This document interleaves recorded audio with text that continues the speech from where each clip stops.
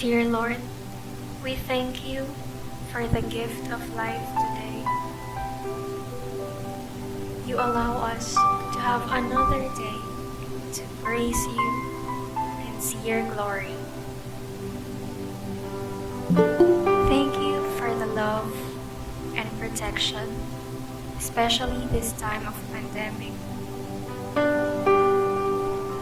Bless us, Father, with your wisdom as we begin our class.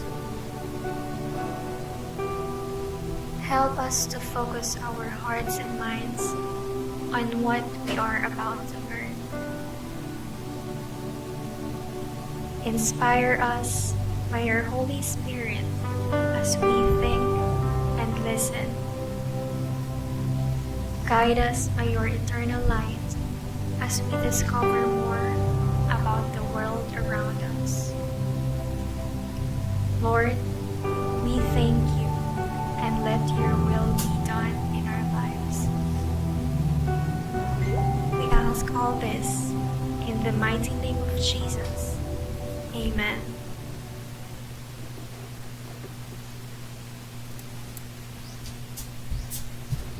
So, good day everyone. It's me again, your math teacher, Mrs. Michelle B. Reyes. So, welcome to the 4th week of our subject. So, for this week, our objective will be the following. Okay, so number 1, solve problems involving parallelograms, trapezoids, and kites. And then number 2, solve word problems systematically. Well, actually, our lesson today is a continuation of what we had last week. Okay? Kasi we had the introduction on how to give the statement and the reasons when solving or when proving that a quadrilateral, a figure rather, is really a quadrilateral. Okay, recap. Okay, recall on the lesson by answering this activity. Okay, so your task here is to draw a heart in the corresponding box or boxes below the quadrilateral. Okay, if the theorem or property is always true to them. So since that this one is not included in your Google Classroom, so you may simply indicate or identify na lang, okay, which among the figures describes to the following theorem. So ililista nyo lang kung ano dyan yung mga possible figures which describes to this. Okay, so we have here parallelogram, rhombus, rectangle, square, trapezoid, isosceles, trapezoid, and a kite. Okay, so identify nyo lang yan within. I'm giving you 5 minutes to work on this. So, meron pa bang humahabol? Okay, 5 minutes. Time starts now. So, let's check. Sige, get your ball pen. Check your own work. These are the correct answers.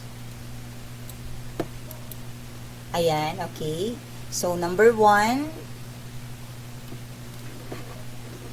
we have rectangle, square, isosceles, and trapezoid. So, 4 ang dinidescribe ng number 1. Opposite angles are supplementary. When you say supplementary, it means to say that the sum of the angles are 180 degrees. When you say opposite angles, these are angles na magkatapat in Tagalog. So, if it is a square, syempre, the opposite angles could be found kung ano yung magkatapat na angles. Okay? So, for example, the illustration is a rectangle. Saan na yun? Okay. Rectangle map. So, you have rectangle. Rectangle yan, okay? Rectangle mat. So, M-A-T. Yan, okay. So, where are the opposite angles here? Nasaan ang mga opposite angle? Angle A is the supplementary angle of H. Opposite angles ba yun nakalagay doon? Okay. And then M. Ayan. And then angle T. Opposite angles are supplementary. Ayan. So, ang mga sagot doon are rectangle, square, isosceles, and then trapezoid. Okay? So, yung kahit lang hindi kasama. For number 2, all sides are congruent. So, the answers are rhombus and a square. By the way, 1 check per answer. So, in number 1, you have 4 points. For number 2, we have 2 points. So, we have rhombus and a square. Okay. Number 3, diagonals are congruent. So, where can we found the diagonals again? Saan pa natin nakikita ang diagonals? It is aligned where? Which part of the figure? Saan nakikita ang diagonals, class? It is found. It is aligned where? Nasaan ang diagonals? Ang diagonals ay anyone? Nasa gitna. Okay? Gitna siya. Kung yan ay square, wait lang, isagot natin doon. Okay, number 3. Okay, so kung yan ay square, so, yung diagonal natin dito will be dalawa. Sorry. So, mali ako ng pagkakadrawing. Dapat it should be hinahati. Yung figure. So, from this point to this point, one diagonal. From this point to the other opposite angle, yan ang diagonal. Pero dapat yan straight yan, ha? Mahirap kasi mag-drawing dito sa sa whiteboard dito. Okay? So, it should be, ayan, nandyan ang diagonal sa gitna. So, what are the possible answers? Okay? So, we have rectangle, square, isosceles, and then trapezoid. Okay? Next, number 4. Consecutive angles are supplementary. Consecutive angles are supplementary. When you say consecutive, it means to say, di ba in Tagalog, consecutive means magka-sunod or magka-tabing angles. So, yung lahat ng supplementary, lahat ng consecutive angles, they are supplementary. So, ibig sabihin, ang magkatabi, ang sum niya ay 180 degrees. So, what are the possible answers? Okay, number 4, we have rectangle, square, isosceles, and then trapezoid. Okay? So, yan. Lahat ng mga magkakatabi niya, pag kinuha mo yung sum niya, ay 180 degrees. Number 5. The median is half the sum of the lengths of the two bases. The median is half the sum of the lengths of the two bases. So, the answers are trapezoid, isosceles, trapezoid. So, trapezoid lang ang may ganon, na yung base niya ay kalahati ng median. Okay? Number 6. Two opposite sides are parallel and congruent. Two opposite sides are parallel and congruent. So the answers are parallelogram, rhombus, rectangle, and a square. So you have 4 points for number 6. Okay, number 7. Diagonals are perpendicular. When you say perpendicular, ano ba ibig sabihin ng perpendicular? It forms, okay, it forms a 90-degree angle. Ayan, or a right angle. They are perpendicular. Meaning to say, they are not on the same direction, pero nagpo-form siya ng 90-degree angles. Okay? So, the answer are rhombus, square, and kite. So, you have 3 points for number 7.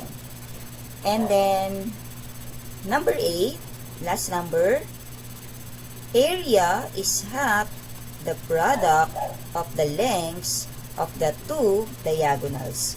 Area is half the product of the lengths of the two diagonals. So, number 8, the answers are rhombus and a kite. Rhombus and a kite.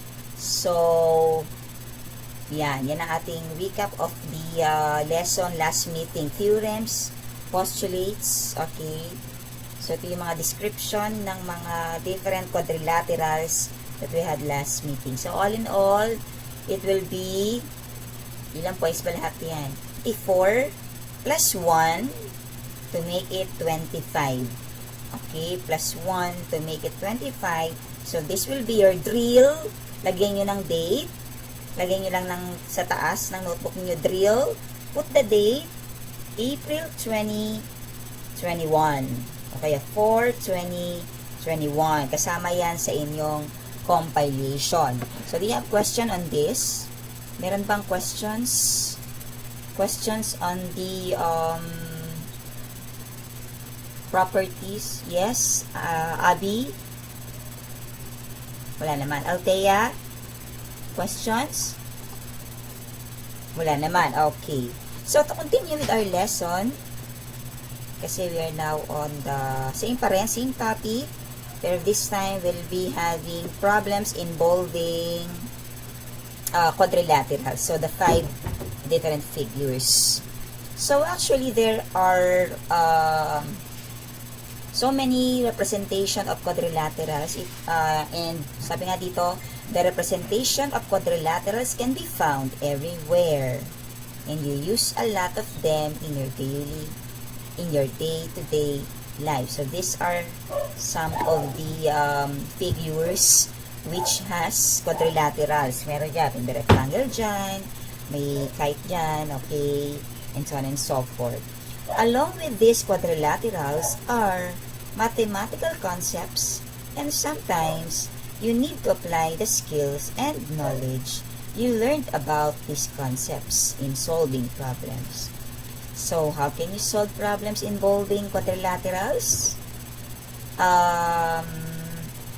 Particularly parallelogram, trapezoids, and kites in an easy and systematic way. Kailangan kasi you have to be organized when solving a quadrilateral. Okay, para you will get it correctly. One mathematics word problem can be solved in many ways. A step-by-step approach in solving word problems can be done to arrive at the correct answer.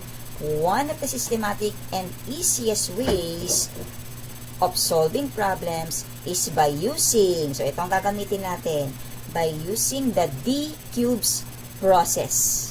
Okay? So, when solving a word problems involving quadrilaterals, gagamitin natin itong technique na ito, D-cubes. So, what does D-C-U-B-E-S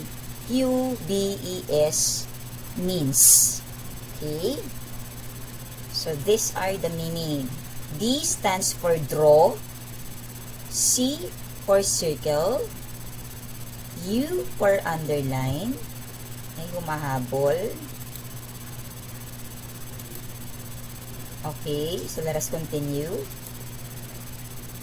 Again, D for draw, C for circle, U for underline, B for box, E for evaluate, E and eliminate. Okay, evaluate and eliminate. And then S for solve. Okay, so what is the meaning of the following words? Okay, the first thing to do is to draw a picture or an illustration that represents the situation. Siyempre, after reading the problem, you have to identify on what kind of quadrilateral is being described. So, usually naman naka-indicate yan. A rectangle, halimbawa, a rectangle star, a rectangle aqua, mga ganon. Okay, naka-indicate siya. Okay, then circle the important numbers. Bibilugan tayo yung mga numbers or quantities specified and use this in labeling illustration. Then you underline what is asked, okay, or questions you need to answer. Box the mathematics key words that may help you in determining rules or operations to be used. Okay? Then, evaluate and determine the appropriate rule, solution, or formula. You can also eliminate, tanggalin, yung mga unnecessary information. And then, S stands for solve. Ayan, okay? So, to make it easy, what I did here is to include now with the solution. I'll be presenting to you 5 examples, okay, with the solutions already. So, we're going to discuss it one by one. So, let's have the first.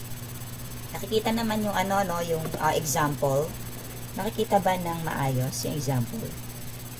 Okay, so here, number 1. Let me read it. Sige nga, pakibasa. Althea, pakibasa. Number 1. Yes.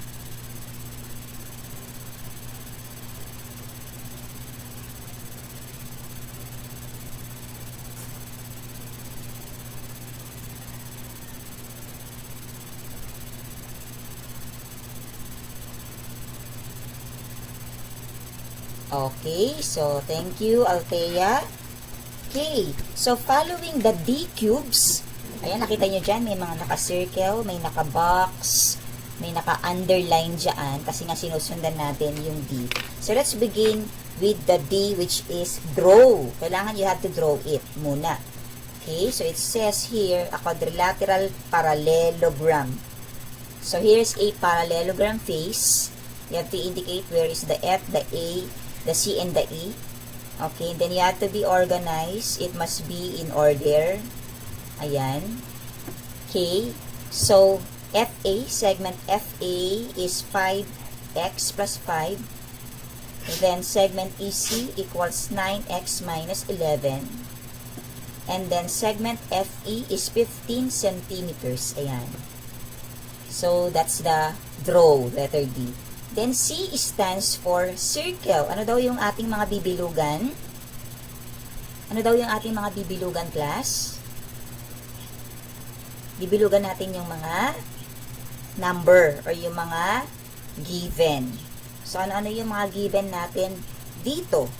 Ayan, obviously, itong merong 5x plus 5, 9x minus 11, and then 15 centimeters.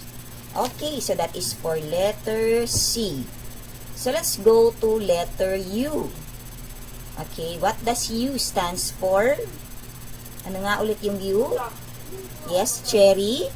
Underline. So, ano daw yung underline na natin, cherry? Okay, that's correct.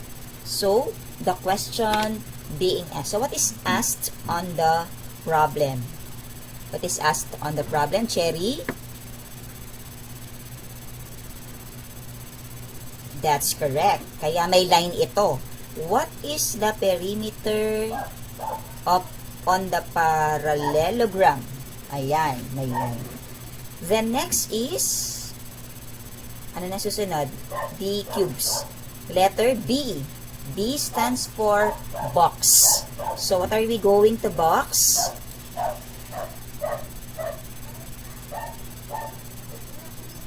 The key words. Okay. Specifically, ano ba yung ibabox natin dito? Okay. Kung merong operations to be used or rules in determining the rules or operations to be used. Okay. That's correct. So, ano dito ang ibinox natin sa example? Okay. So, you have there the parallelogram, which is the figure. And then, you are asked to get the perimeter. Ayan.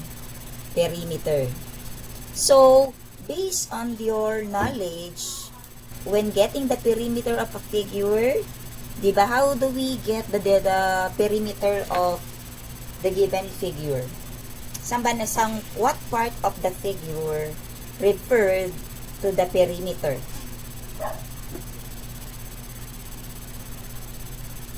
It's actually what?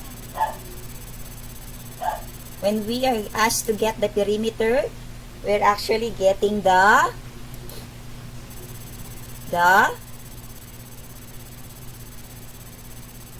length of on the outcome. Specifically, Cherry, saan doon? Saan natin kukunin?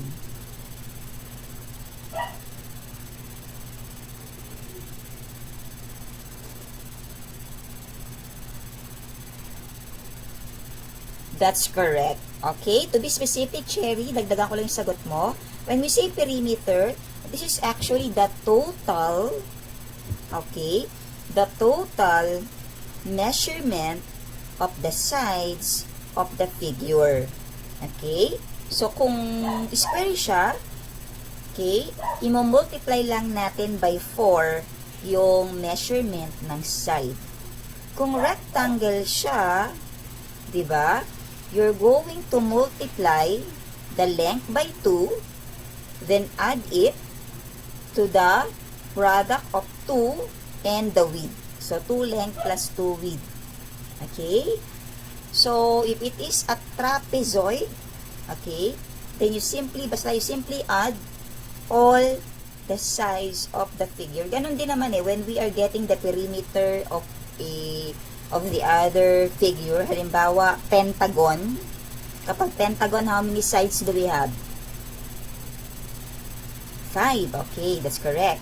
So, if it is a pentagon, then what we're going to do is to add the 5, okay, the measurement of the 5 sides of the figure. So, kung hexagon siya, yung 6. Kung heptagon siya, yung 7 measurement ng size. Or simply multiplying it by 7 and so on and so forth. So, that is the perimeter. Yung pinaka-total neto ng 4 na ito. Okay?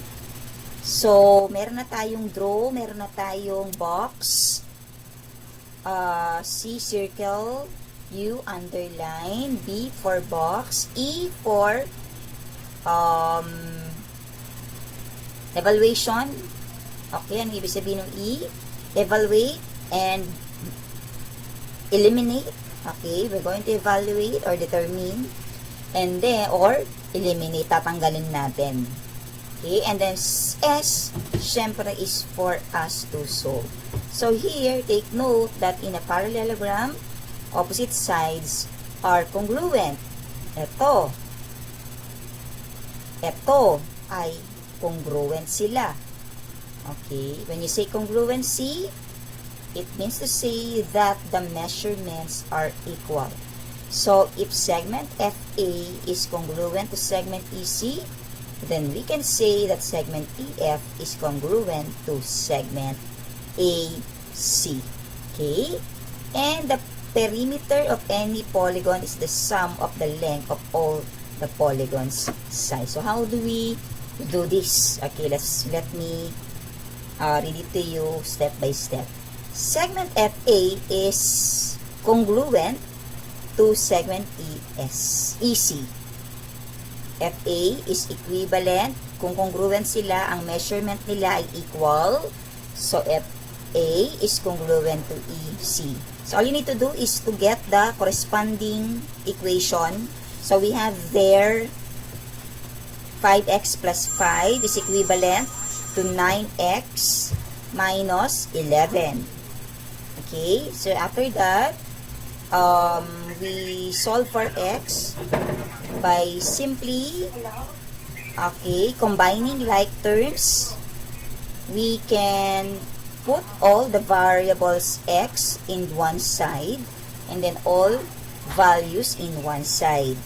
Okay, so dito ang nilipat yung 5x. So, transpose 5x to the right side of the equation. So, it becomes negative 5x. Then, transpose negative 11 to the left side of the equation. Kaya, naging positive 11. So, 5 plus 11 is 16. And then, 9x minus 5x is 4x. Okay? To solve for x, we have to eliminate the 4. Kaya, dividing both sides by 4. 4 will be eliminated. Then, 16 divided by 4 is 4. That's why the value of x is 4. Okay? So, to continue, if x is equivalent to 4, then we can now solve for the value of segment AF by simply changing the values of x. Isa-substitute lang po natin dito. Papalitan lang. So, FA is 5x plus 5. Changing x by 4. Okay. So, 5 multiplied by 4 is 20. Plus 5 is 25 centimeters. So, therefore, segment FA is equivalent to 25 centimeters. So, kahit hindi nyo na-isolve dito or i-substitute dito yung x, pwede na nating sabihin na 25 centimeters siya. Pinakita lang po dito. So, kung papakita natin siya, it will arrive with the same answer like this. Okay? Segment EC is equivalent to 9x minus 11. Replacing x by 4. So, 9 multiplied by 4 is 36. And 36 minus 11 is really 25 centimeters, which is the same. Okay? So, they are the same. Ayan. So, since nakuha na natin ang values of this, and then, FE is the same with AC, pwede na nating i-add. So, 25 plus 15 plus 25 plus 15 is equivalent to 80 centimeters. So, therefore, perimeter face is equivalent to 80 centimeters. So, that's how to answer this example. Okay? So, may tanong ba on the first example? Question on the first example? Questions? Wala. Okay. So, let us continue. Okay? Let's have the second example. Ayan. So, will you please read? Number 2, pakibasa. Who wants to recite? Who wants to recite? Pakibasa. Read the second example.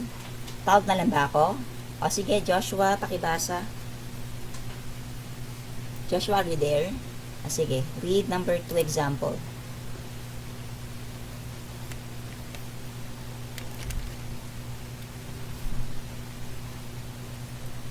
Is parallel.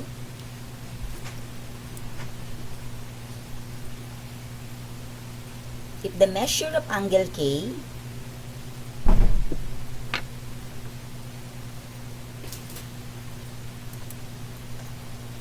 wait lang hindi mo ata masyado makita. Lakihan ko lang ng konti. Okay, wait. Ayan.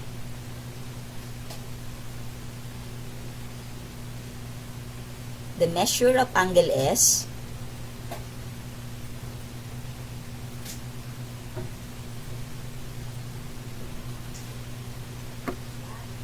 okay, so thank you. Take note on the following symbols.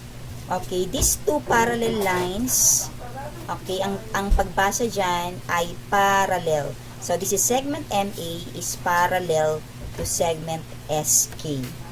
Okay?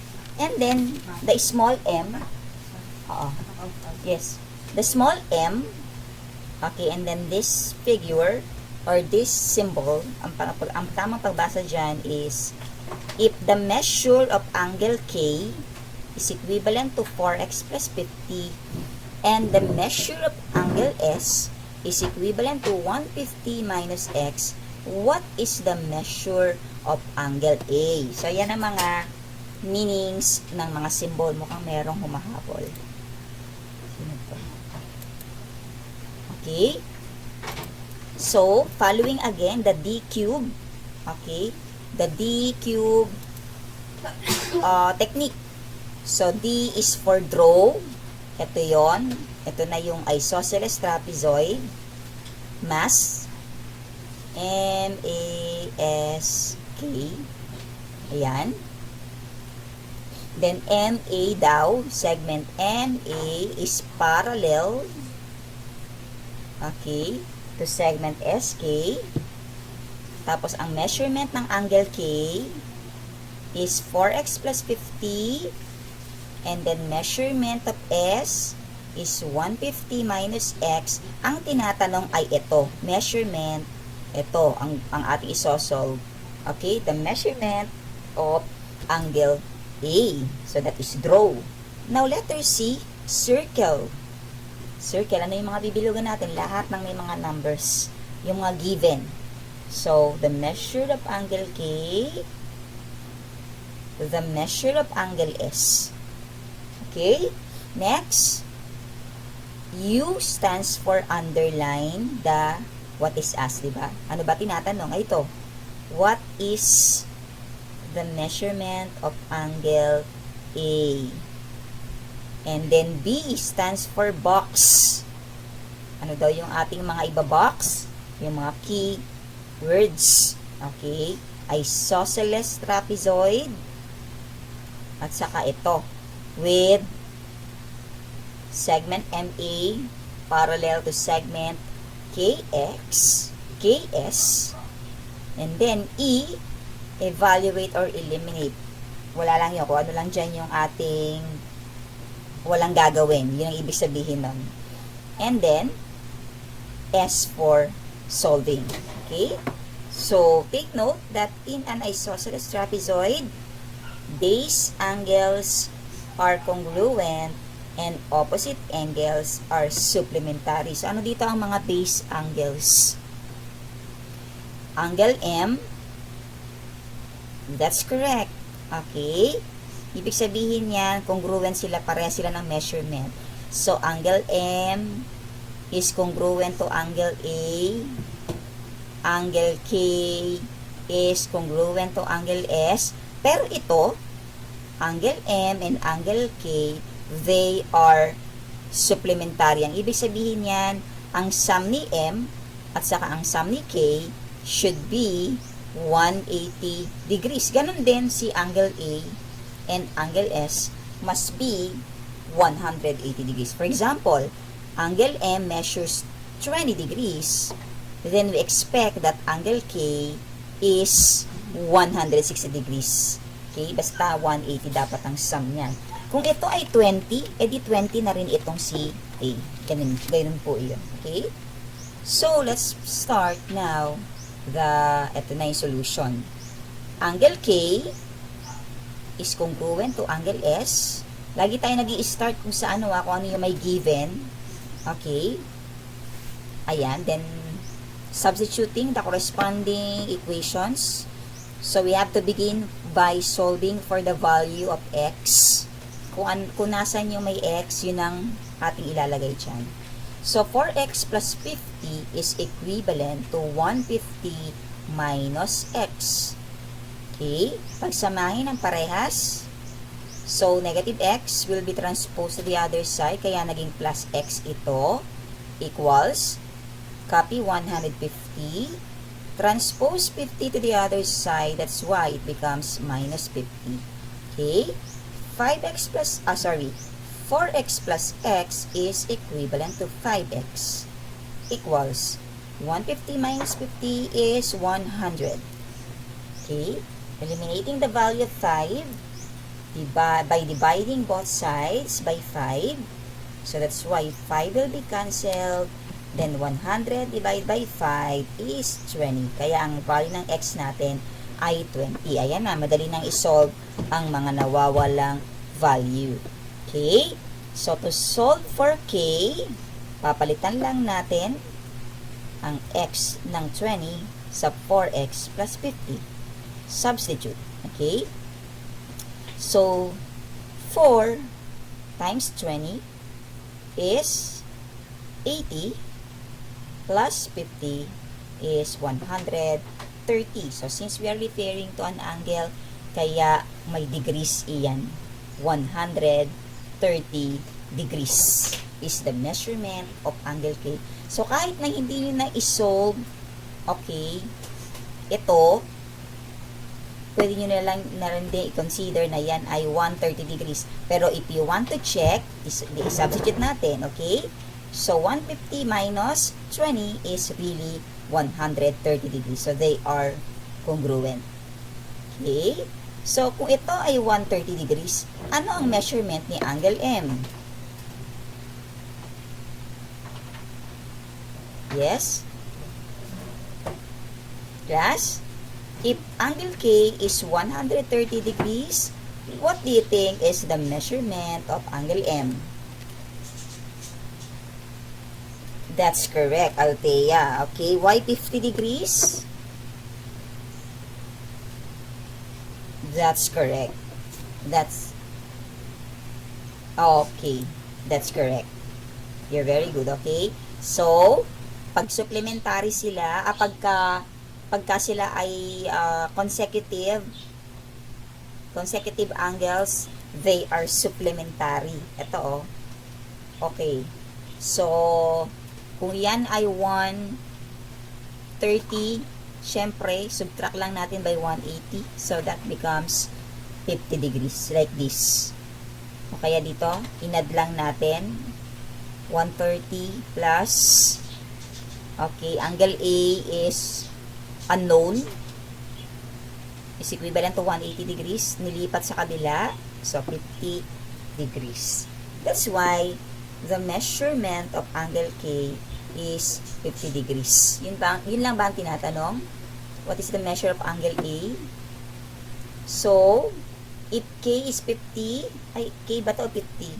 This one is typographical error. Ito. A dapat yan. 50 degrees. Question in number 2. May tanong ba sa number 2? Class? Masyado bang mabilis? Am I too fast? Hindi naman. Okay. So, kung walang question, let's proceed to the third figure. Okay?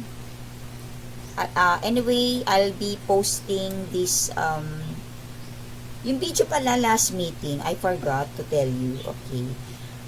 Di ba, sabi ko sa inyo, I will be posting the recorded video. It so happened that, hindi ko pala na-click yung record.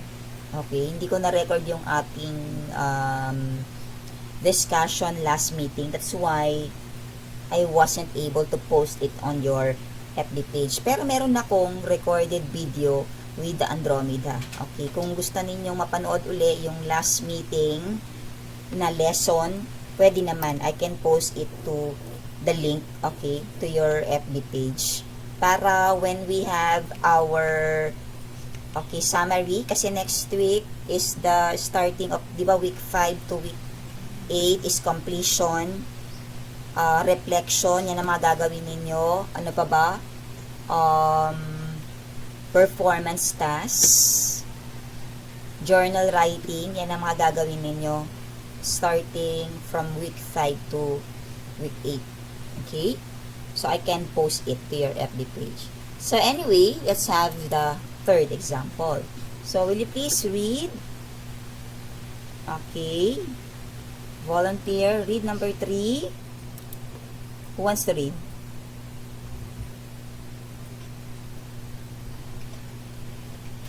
Wala?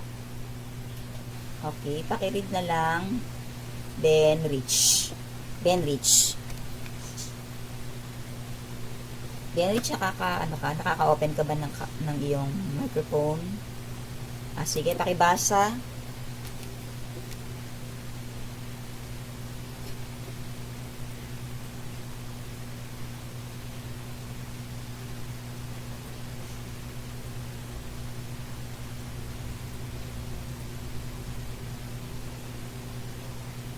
Ayan.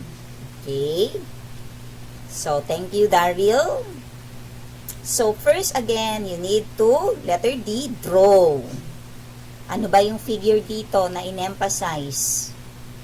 Anong figure? Diba, rectangular parcel of land. Siyempre, rectangle siya. So, here's the figure.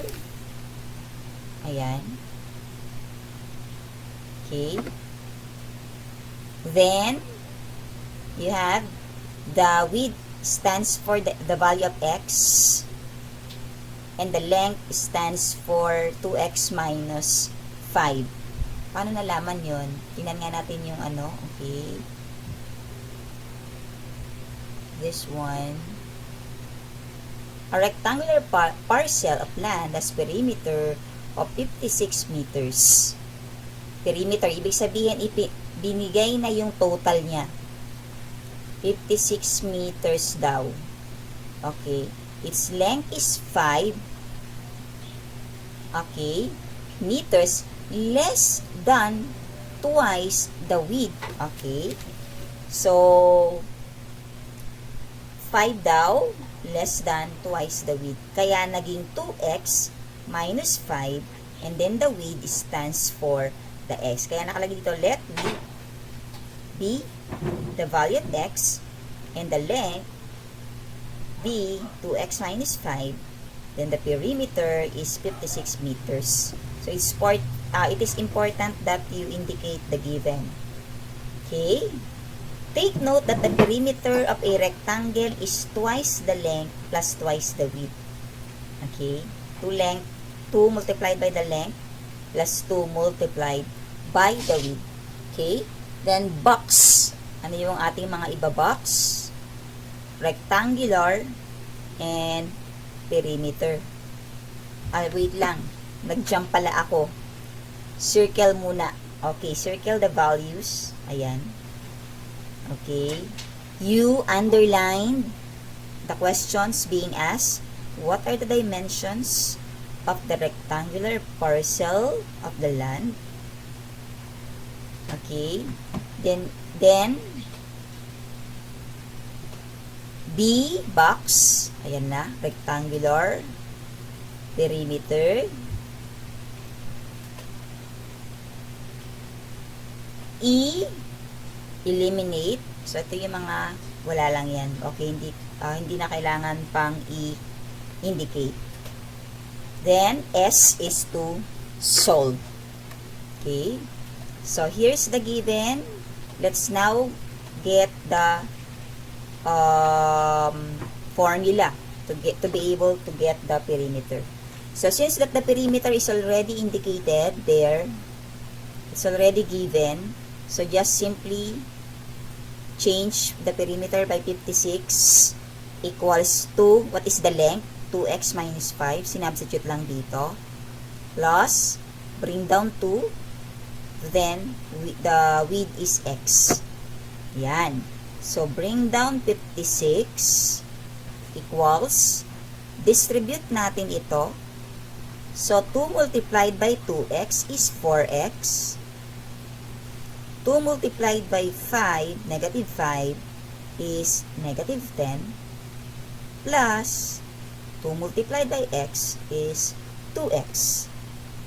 Then, combining like terms. Combine lang natin. Bring down 56 equals 4x plus 2x is 6x minus 10 Then, transpose negative 10 to the other side. Siyempre, kailangan si x lang ang maiwan sa isang side. So, we have 56 plus 10 equals 6x. Okay? So, you have there 56 plus 10 is 66 is equivalent to 6x. Then, ano na lang natira? Nakat dito. So, ano na mangyari dyan? 66 equals 6x. So, you have 66 equals 6x. Siyempre, to eliminate the numerical coefficient of 6, we have to divide both sides by 6. Ayan. So, 66 divided by 6 is 11. So, therefore, the value of x is 11. Ayan. The width is 11 meters. Okay? So, kung 11 meters ito, para makuha natin ang length, substitute lang natin ang x by 11. Here's the solution. So, 2 multiplied by 11 is 22, minus 5 is 17. So, ayan na.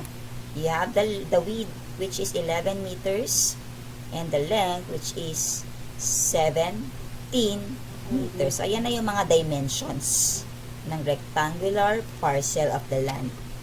Okay? Dimensions, ibig sabihin yung sukat ng paligid ng land. Okay? Questions? So, may tanong ba sa example number 3?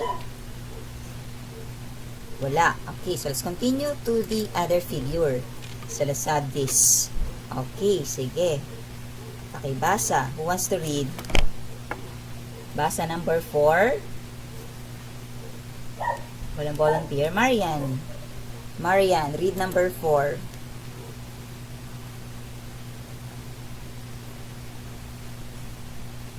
Marian, andyan ka ba? Marian? Are you there, Marian? Ayaw gumana. Sige. Dito tayo kay Paula. Paula Ginto.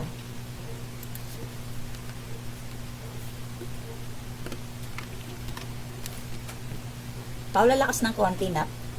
Taas mo yung ano mo, lapit mo yung boses mo sa microphone.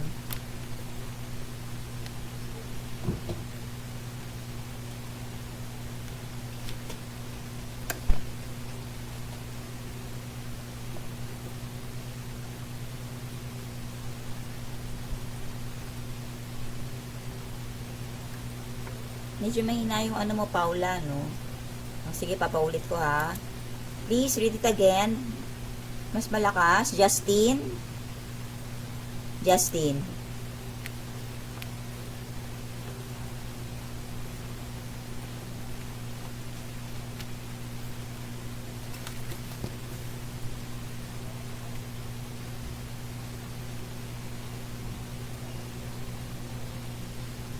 Okay. So, thank you. Thank you, Justine. So, following again the D cube, draw muna tayo. The figure is a trapezoid. Ito, trapezoid. Wala palang indicate na letters, ano, here. So, anyway, let's continue.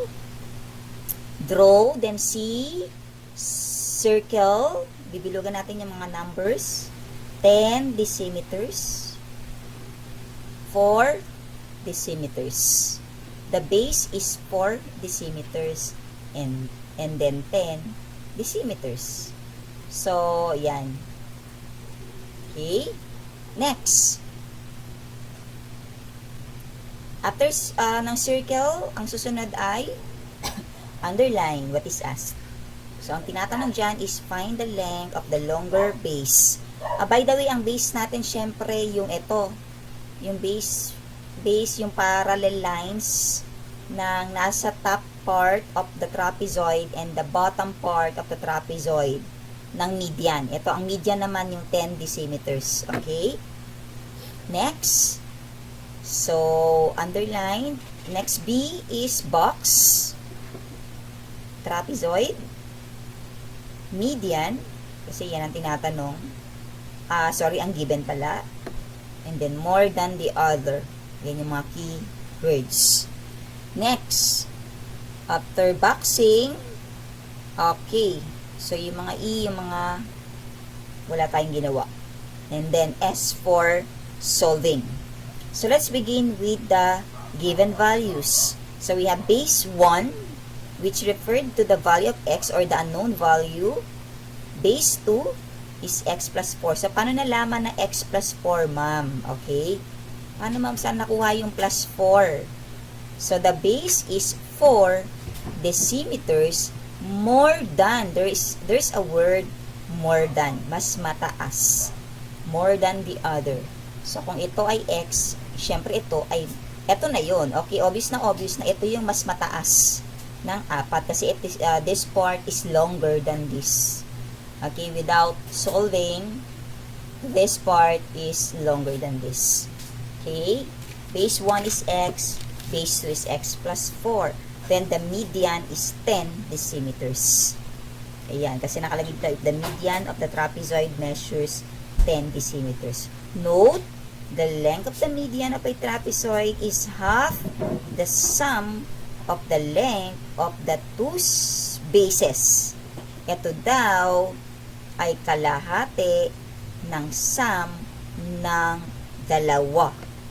Okay? So, since ang tinatanong ay yung length ng longer base, mag-i-start tayo dito sa median from the formula. Median is equivalent to 1/2 base 1, okay, plus base 2, or times base 1 plus base 2. So, the median is 10, substitute lang natin, equals 1/2. Substitute B1 by x plus B2 by x plus 4. Then, combining like terms, pagsamahin ng parehas. So, you have there x plus x is 2x. Bring down 4 as well as 1/2 and 10. Okay? Then, tatanggalin si 2. Okay, i-multiply natin yung 10 by 2, kaya naging 2 times 10 ito. Tapos, natanggal na dito yung 2. Matatanggal na rito yung 2. Okay, ito pampagulo lamang ito. Pag ito ay nilagay nyo doon, ang matitira na lang ay 2x plus 4. Ayan. So, 2 times 10 is 20. And then, cancel na yung 2 kasi minultiply na by 10. So, you have there the remaining value inside the parentheses, which is 2x plus 4, since that the numerator is 1. So, combining like terms, 4 will be transposed to the other side. So, 20 minus 4 is 16 equals 2x ito. May x pa dito. So, 20 minus 4 is equivalent to 16 equals 2x. Dividing both sides by 2 to eliminate the 2x na lang ang natira. 16 divided by 2 is 8. Therefore, the value of x is 8. So, kung ito ay 8, para makuha ito, ipa-plus lang natin by 4. So, the measurement of base 2 is 12. Ayan. 8 plus 4 is 12. So, the length of the longer base is 12 decimeters. Okay? So, may tanong ba on the fourth example? None. Okay, so let's continue on the fifth example. Okay, so let's add this.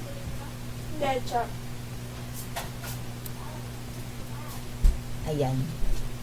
So let's have this. Sorry.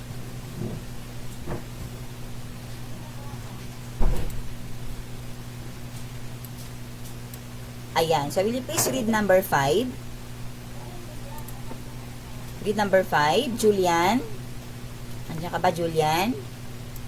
Okay, pakibasa.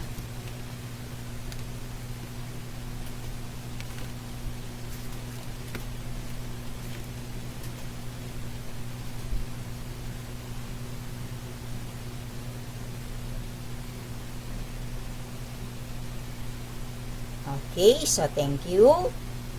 So again, D cubes, draw a kite. So ito yung ating kite na ginawa daw ni Aaron. Yan. C circle, 110, 2 inches. Okay. U underline, what are the lengths of the diagonals? B box, box natin yung mga keyword area of the kite, then more than twice. E, wala lang yon yung mga natira. And S for solution. Okay? So, a kite has two diagonals. Ito yon. Ito yung first diagonal, then the second diagonal. So, let's have the indicated, let's have the statements pala.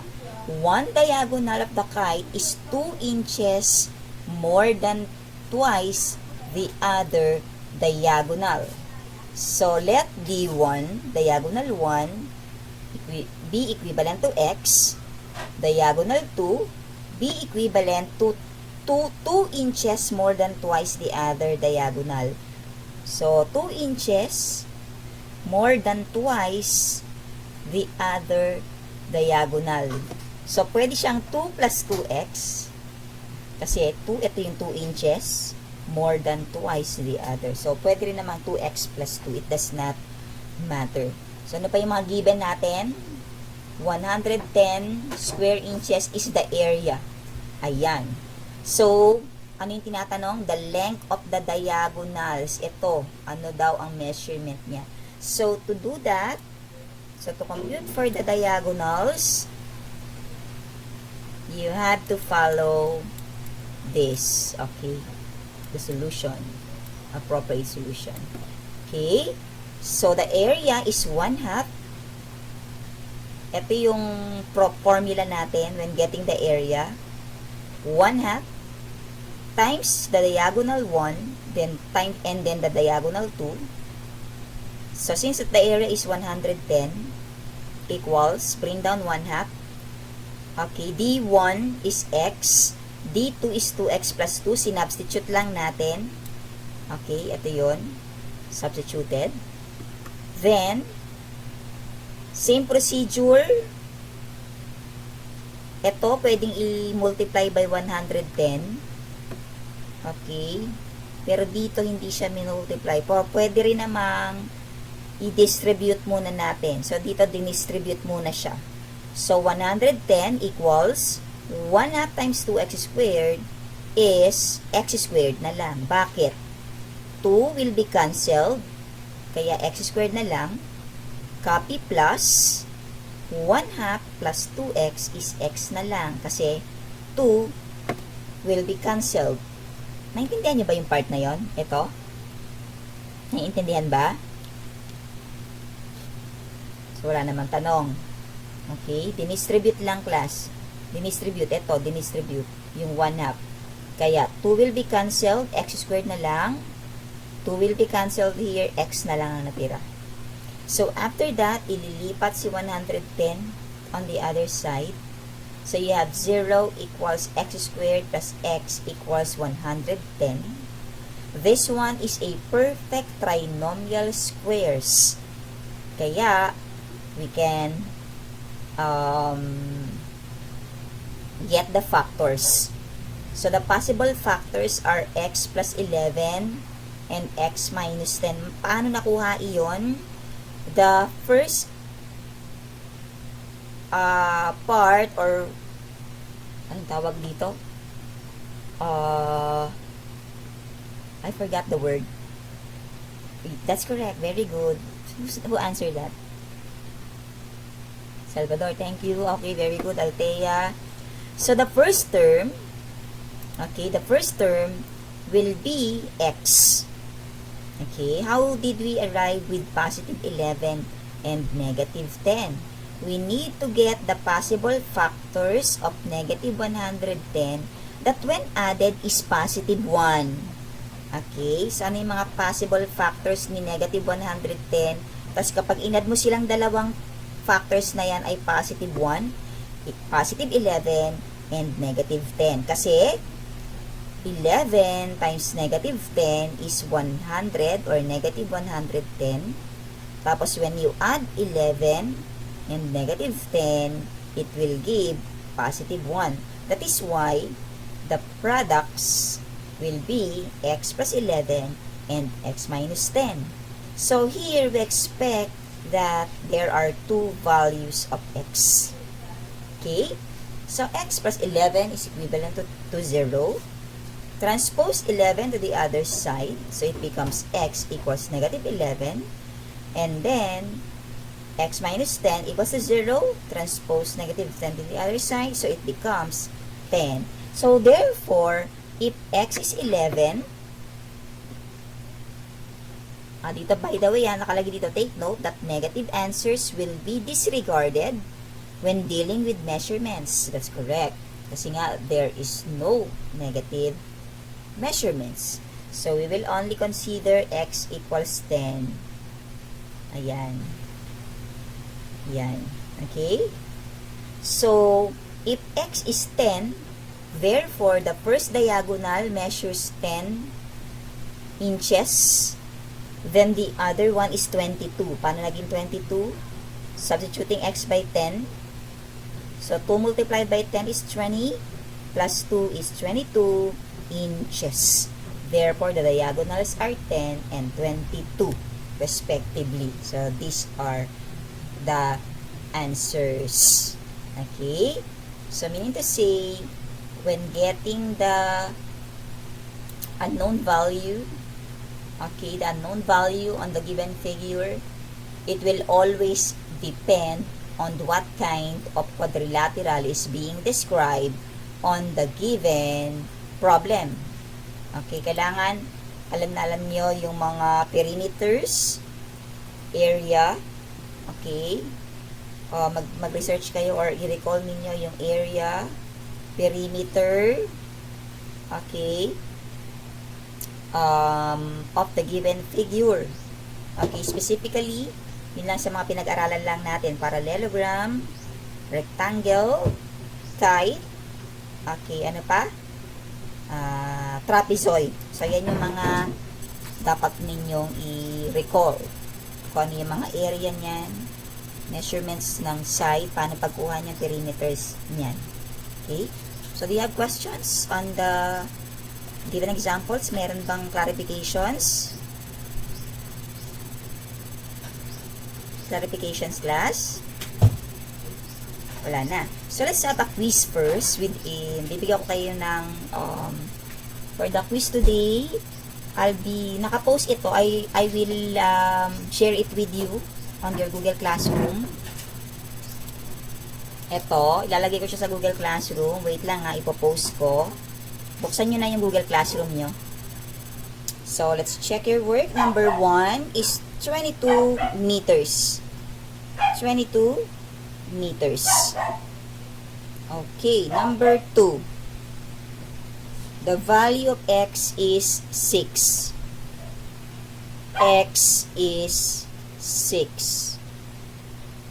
Number 3, 18.5. 18.5.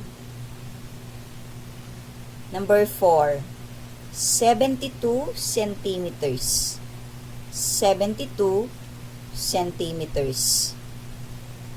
Then number 5, 80 square inches. 80 square inches. So, 1 point on the solution, then 1 point on the final answer. Again, 1 point on the solution, 1 point on the final answer. So, for today's quiz, that is 10 points. Okay? 10 points all in all. So, later, iti-turn in nyo na lang yung inyong output sa Google Classroom. Aayusin ko lang yun doon. Do you have questions on our lesson today? May tanong ba? Wala. Basta tatandaan nyo lang yung D cubes. Okay? For you to be able to work on it or solve for the problem systematically. Okay? D cubes. D stands for draw. C for circle. U for underline. Okay, B for box. E for eliminate. Then S for solve. Okay? So, kindly visit your Google Classroom for your learning activity sheet. Ito yung inyong asynchronous. Attendance and reflection is very important. Reflection is a continuation of your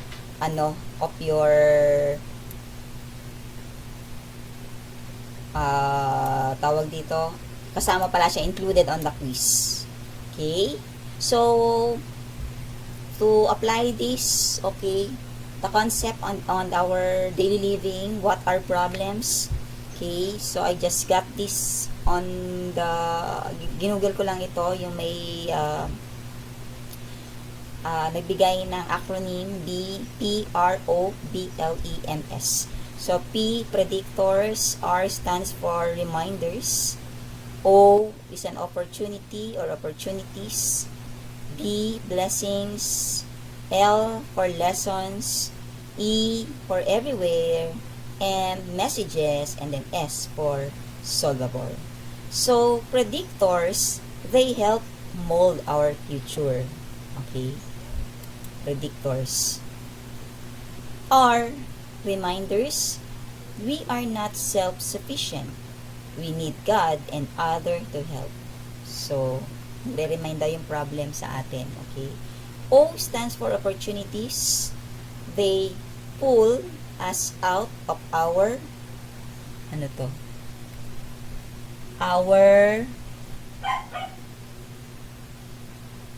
root and cause. Okay, root. Okay, so yung spelling niya root. Root and cause us to think creatively. Then B for blessings. They open up doors we usually don't go through. Okay. Then L for lessons. Each new challenge will be our teacher. E for everywhere. No place or person is excluded from them. So, wala daw, walang hindi kasama or hindi kasali. Lahat ay na-experience yan. Then, M for messages. They warn us about potential disaster. Then, S for solvable. No problem is without a solution. Okay? Kaya lahat ng mga problems that we are encountering comes to an end. There will always be a solution. Okay? And then, these are some 5 ways to process our problems. Okay? You can screenshot on this. Pwede nyo itong i-check sa inyong Bible. Okay? Yung mga specific verses. Okay, to help us.